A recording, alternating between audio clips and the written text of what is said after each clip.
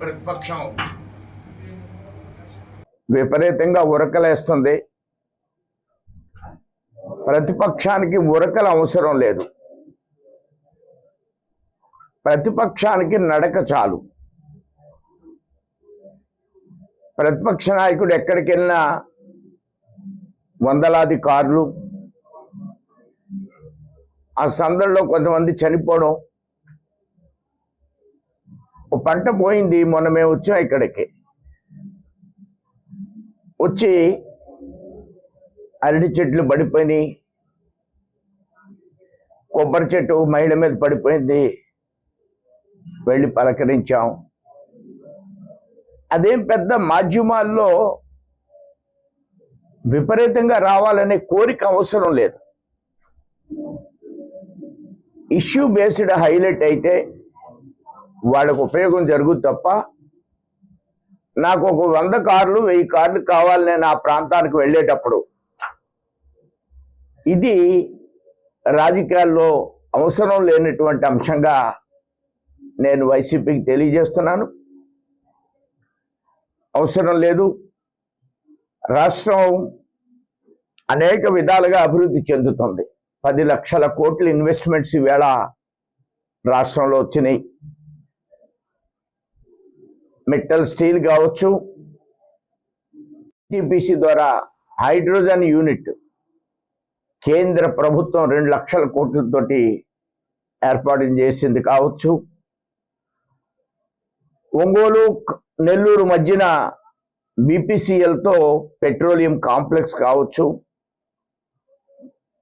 అనేక రకాల అభివృద్ధి కార్యక్రమాలు ఇంక్లూడింగ్ ఆ రాయలసీమ జిల్లాలో ఎలక్ట్రానిక్స్ హబ్స్ని ఏర్పాటు చేస్తూ ముందుకు పెడుతున్నారు. అన్ని జిల్లాల్లో ఈవేళ అభివృద్ధి జరుగుతుంది.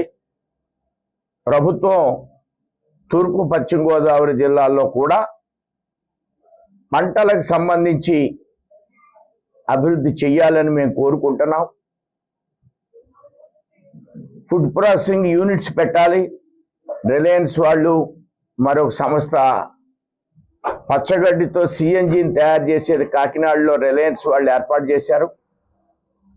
అలాంటి పరిశ్రమలు ఈ 2 జిల్లాల్లో కూడా ఇంకా ఏర్పాటు చేస్తే పచ్చని ప్రాంతం ఇక్కడి నుంచి ఎక్కువగా హైదరాబాద్ వెళ్ళే పరిస్థితి ఇప్పటికి కూడా ఉంది.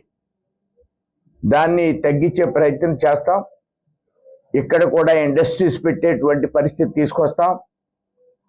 పొలాలతో పాటు పచ్చదనంతో పాటు అనేక ఫుడ్ ప్రాసెసింగ్ యూనిట్స్ని ఈ ప్రాంతంలో తెచ్చే ప్రయత్నం చేస్తాం. రైల్వే రాష్ట్ర ప్రభుత్వం శ్రద్ధ తీసుకోవాలి. నేను గతంలో కూడా జగన్ ప్రభుత్వం ఉండేటప్పుడు ధర్నా చేశాను అమలాపురంలో. మీ అందరు గుర్తుండి ఉంటుంది.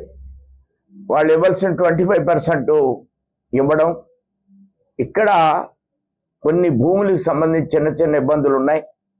సీఎం గారు రివ్యూ చేశారు, ఎంపీ గారు మాట్లాడుతున్నారు. మేము కూడా దీని మీద శ్రద్ధ వహిస్తాం.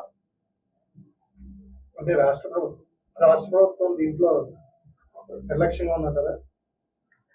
రాష్ట్ర ప్రభుత్వం చేయవలసిన కొన్ని విధానాలు చేయాలి. భూమి సేకరణ దగ్గర నుంచి ఆ విషయంలో గత ప్రభుత్వం చాలా అశ్రద్ధగా ఉంది. తర్వాత ఈ ప్రభుత్వం వచ్చిన తర్వాత దాని మీద కొంత కృషి జరుగుతుందని నేను అనుకుంటున్నాను. దాన్ని ఇంకా స్పీడ్ చేయాలని నేను కోరుకుంటున్నాను. చరిత్ర సృష్టించినోడు ఇప్పుడు ఆ చరిత్రని తిరగరాయబోతున్నాడు. అబద్ధాల గోడల్ని బద్దలు కొట్టి నిజాలను రాగా మీ ముందుంచబోతున్నాడు. నిజమైన వార్తల కోసం వెంటనే డౌన్లోడ్ చేసుకోండి రా యాప్ని.